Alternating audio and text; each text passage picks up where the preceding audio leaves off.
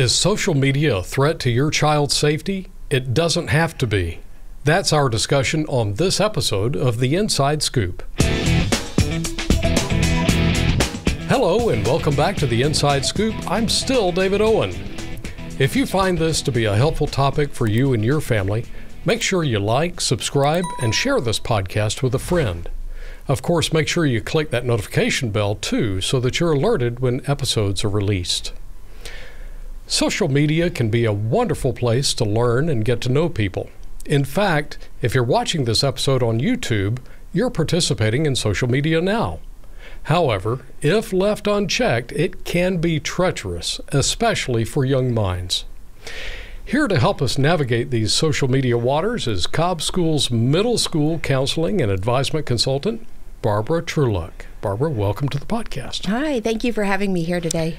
So, to be clear, you are part of a team. You are not the only person in the counseling office to help, a school counselor's office. Tell us a little bit about your team and what each of you manages. Right. So I'm a school counseling consultant, but we are a team in the Department of School Counseling. Mm-hmm. So there are 3 school counseling consultants. There's Lindsay Williams. She is our elementary school counseling consultant. Mm-hmm. I'm the middle school counseling consultant.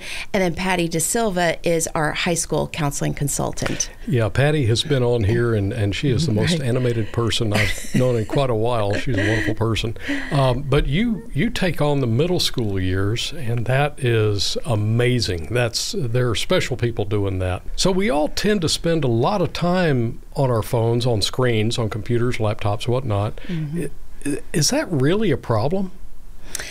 It is. I mean, this is why we developed our social media and digital citizenship presentations for the schools. We had a lot of counselors and principals asking us to come out and speak to parents and really have that education piece on tips and tricks and what we can do to help keep our kids safe.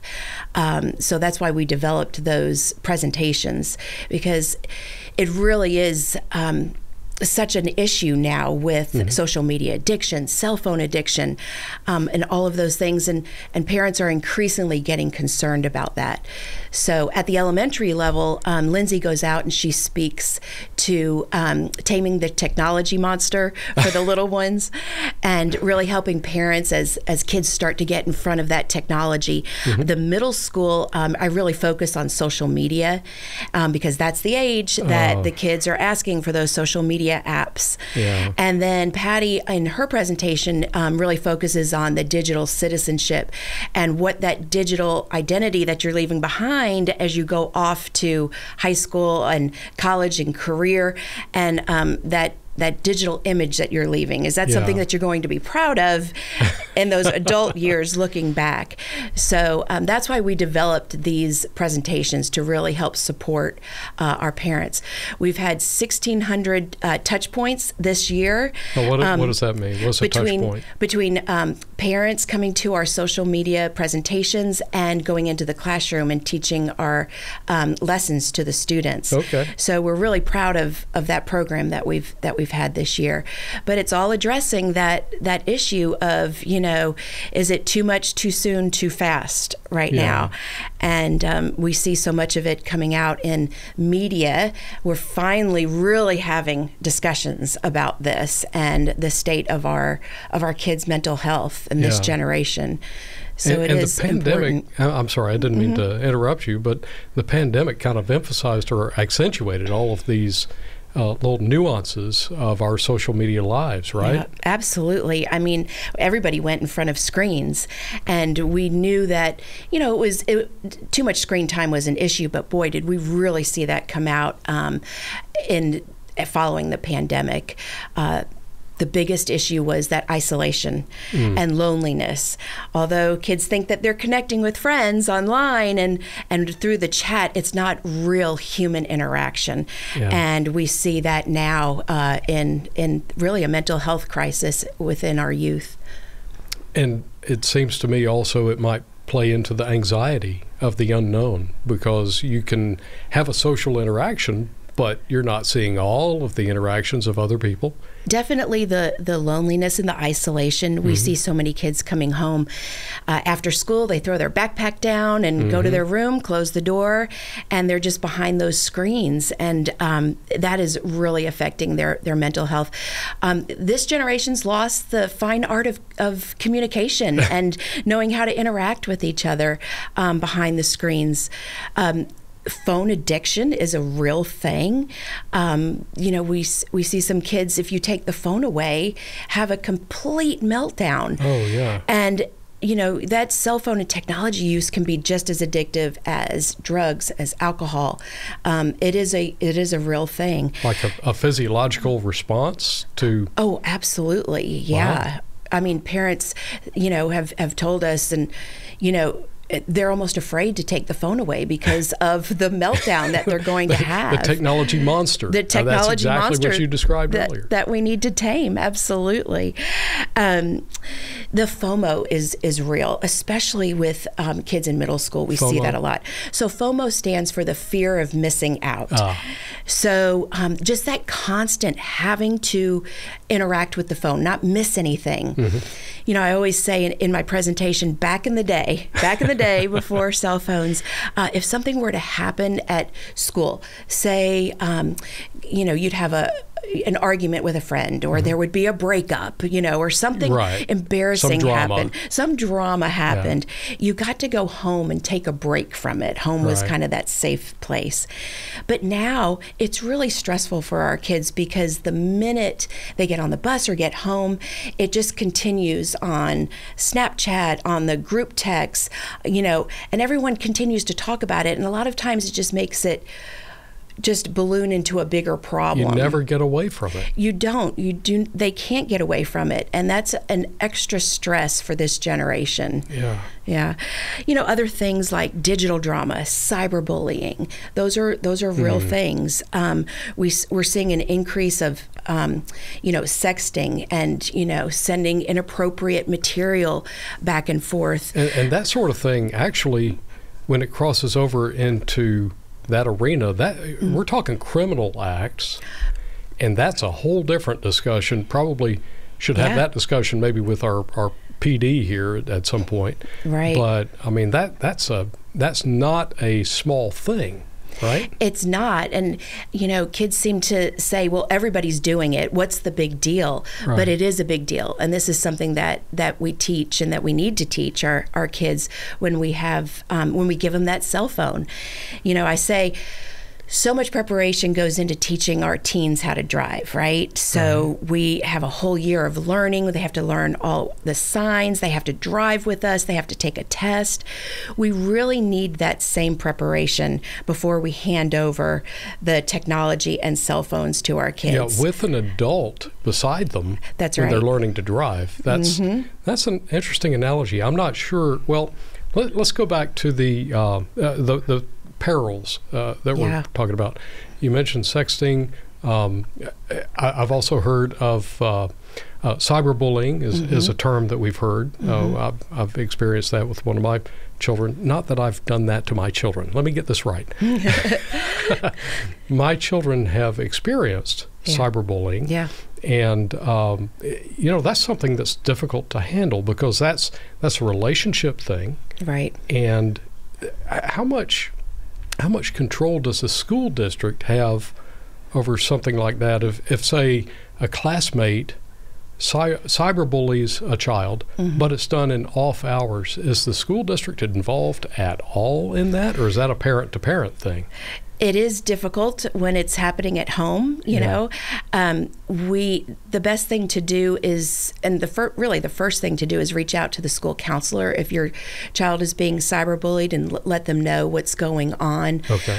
In our presentations, when we talk to parents and students, we always tell them if you are experiencing cyberbullying, to make sure to keep evidence of it. You know, take those screenshots, print it out, because parents may, if it's bad enough, they may need to report it to authorities. Yeah. But the school, really can't do anything without evidence. Sure. And then we always encourage kids then, after you've saved that material, then block block who's ever, attacking with the cyberbullying. But it is difficult for us. That's why we need parents. We need to partner with parents. Absolutely.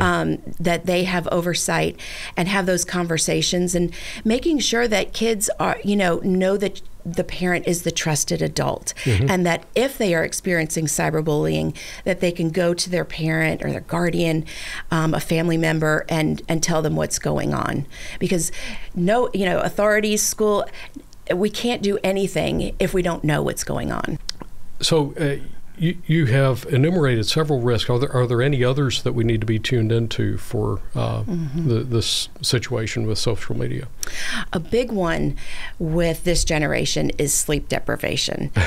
Yes. So many kids are coming to school sleep deprived. Yeah. And one of the things that we did that I will never regret as a parent was my daughter was a student athlete, and she played highly competitive volleyball. Okay. And I needed to protect her sleep at night. She needed good rest.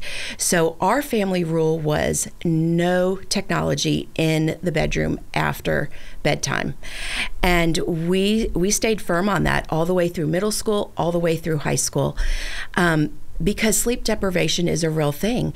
Our kids use the phone as an alarm clock. They say, well, I have to have that cell phone for alarm clock. I'm pretty sure they still make, the old-fashioned alarm clocks.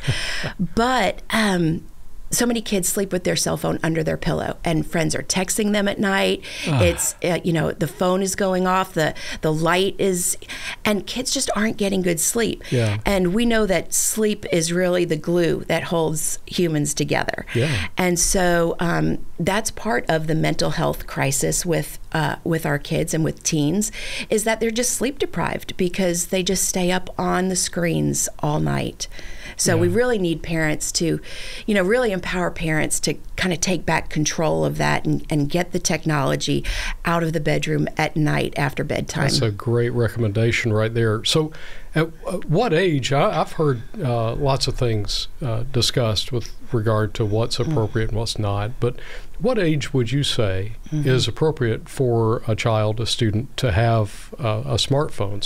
Some parents see it as a necessity based on work and school schedules and keeping in touch and so forth. Right. What would you say would be the best time for a child to receive a smartphone? Well, all kids develop at different stages. Right. Some are more mature than others at different ages. So it really depends on their level of responsibility, their developmental level, and their level of maturity. To have a social media app, most of the ages are 13 or more. But statistics show us that 90% of 12-year-olds already have social media. Yeah, how hard is it to check the box that says I'm 13 or older? Exactly. That's not really protection right there. Right. So, again, it goes back to when the parent feels that they are mature enough. Now, there are a couple of great national movements right now.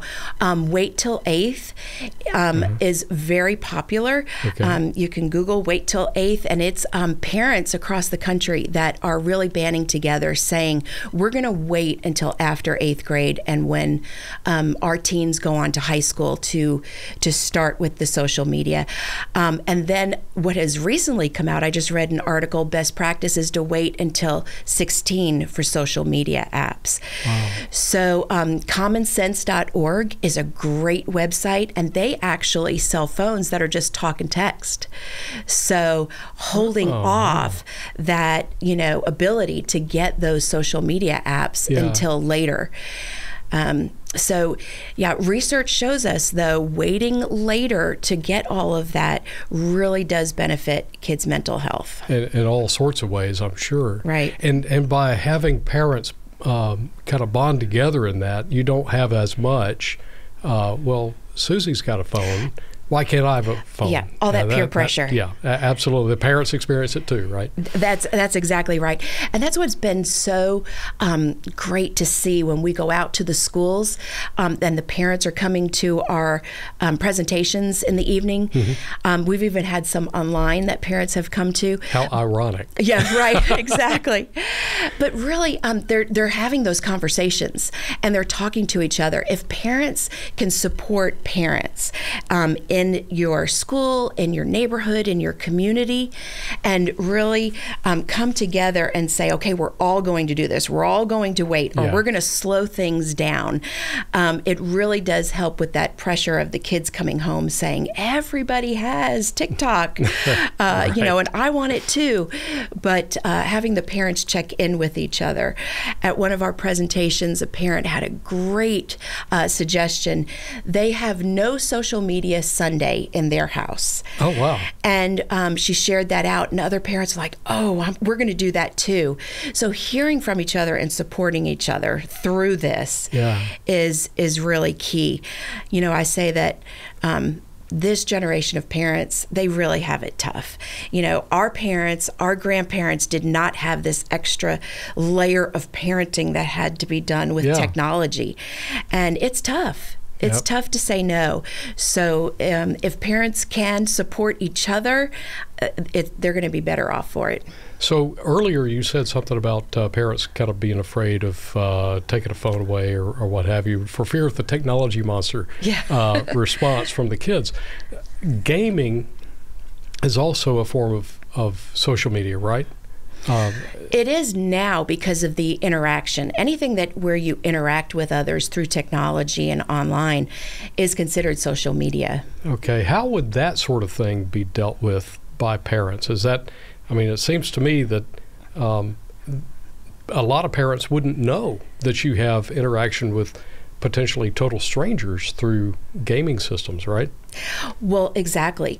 And that's where the added layer of danger has come in, is that through the gaming systems, you can interact with virtual strangers that you don't know. That's why we always tell parents best practice is that, the kids really only game with their friends that they know in real life, in person, Or you can go to their house at some point. Exactly, to keep them safe that way. But it's not just the gaming, it's all of the screens. You think of the iPads, the number one social media site and app for kids and teens is YouTube.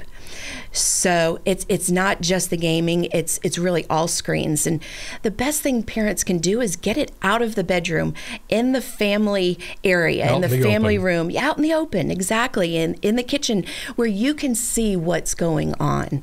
That's really the best thing. I had a student in my counseling office once. Mom had asked me to talk to her about her phone addiction.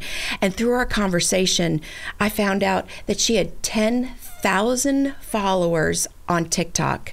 And this was a sixth grader. What? Yes. Sixth grader with 10,000 followers? She was very proud of that. Was she monetizing it? She was very proud. She was getting all kinds of views on her TikTok and really didn't understand the danger behind that. Yeah. So, and then when I had the discussion with Mom, she was shocked. And Mom said, well, I guess I need to monitor this more. Wait, so Mom didn't know she had 10,000 followers? No. She had no idea. Oh my gosh. No idea. She was in her bedroom behind the door making TikTok videos and just racking up the followers. And therein lies the danger. These are strangers. Yeah. We tell kids too to turn off your location, Absolutely. and don't share out your information, your name, your address, your age, where you go to school, because there are predators out there. Yep. And keeping them safe is our priority. Nowadays, kids get off the bus or get home from school. They run upstairs to their bedroom, close the door, and they're on social media. Right. If a child isolates with social media, is that a warning sign? Oh, it absolutely is. If they're very secretive, if they don't want to show you their phone, what they're doing, that's a red flag. That's a warning sign. It's the same oversight that parents need when we send our kid out to play, right? And so we want to know where you're going, who are the parents home, who's the family. Right. We want to know all of that. Well, you need to know what they're doing on the phone too. What are some ways that parents can actively stay on top of all of that? I mean, if a child is resistant, warning flag number one, right? But are there apps? Are there strategies that parents can use to help stay on top of all that? Absolutely.